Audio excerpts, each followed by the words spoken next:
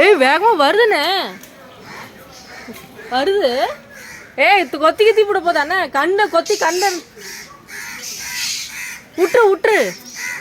குயிலுக்கும் உனக்கு என்ன சம்மந்தம்? விட்டுரு விட்டுருண்ணே.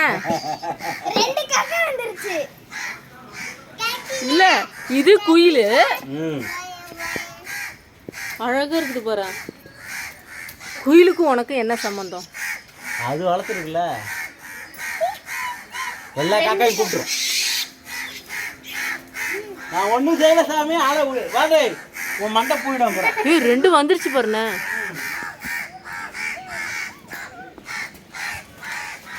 ஆய் ரைட்டு. ஏய் கொத்து வருது.